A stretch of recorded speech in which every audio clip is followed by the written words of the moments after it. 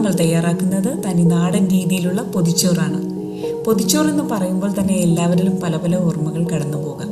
കൂടുതലും സ്കൂൾ കാലമാകാം ഓർമ്മയിൽ ആദ്യമേ ഓടിയെത്തുന്നത്. പൊതിച്ചോറ് തുറക്കുമ്പോൾ വരുന്ന ആ ഒരു മണം, അതൊരു സന്തോഷം തന്നെയാണ്. അപ്പോൾ നിങ്ങൾ എൻ്റെ ചാനൽ ആദ്യമായിട്ടാണ് കാണുന്നതെങ്കിൽ പ്ലീസ് ഒന്ന് സബ്സ്ക്രൈബ് ചെയ്തേക്കണേ. വീഡിയോ ഇഷ്ടപ്പെട്ടാൽ ലൈക്ക് ചെയ്യുക, ഷെയർ ചെയ്യുക. പൊതിച്ചോറ് നമുക്ക് മലയാളികൾക്ക് എന്നും പ്രിയപ്പെട്ടതാണല്ലേ. നല്ല വാട്ടിയ വാഴലയിൽ ആവി പറക്കുന്ന മട്ടേരിച്ചോറും ബീട്രൂട്ട് തോരനും മുട്ട പൊരിച്ചതും കുറച്ച് തേങ്ങാ ചമ്മന്തിയും ഒരല്പം മാങ്ങ അച്ചാറും കൂടി വെക്കുന്നുണ്ട്.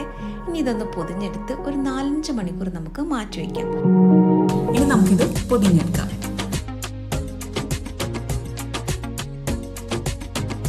പൊതിച്ചോറ് കുറഞ്ഞത് ഒരു 2-3 മണിക്കൂറെങ്കിലും കഴിഞ്ഞേ എടുക്കാവൂ. അപ്പോഴേ അതിൻ്റെ ആ ഒരു മണവും രുചിയും എല്ലാം കിട്ടുകയുള്ളൂ. പൊതിച്ചോറിനെ അമ്മ രാവിലെ വാഴയില വാട്ടുമ്പോൾ വരുന്ന ആ നല്ലൊരു മണത്തിൽ തുടങ്ങും അത് കഴിക്കാനുള്ള കൊതി. പച്ചമാങ്ങ അച്ചാറും ചമ്മന്തിയും മെഴുക്കുവരട്ടിയും തോരനും പിന്നെ ഒരു മുട്ട പൊരിച്ചതും കൂടി ചോറിൽ വെച്ച് വാഴയിലയിൽ പൊതിഞ്ഞ് കുറച്ച് കഴിയുമ്പോൾ അതിൻ്റെ ആ ഒരു നല്ല മണം അവിടെയെല്ലാം പരന്ന് എല്ലാവരിലും കൊതി ഉണർത്തും. ഇത് പൊതിച്ചോറിന് മാത്രമുള്ള ഒരു പ്രത്യേകതയാണ്.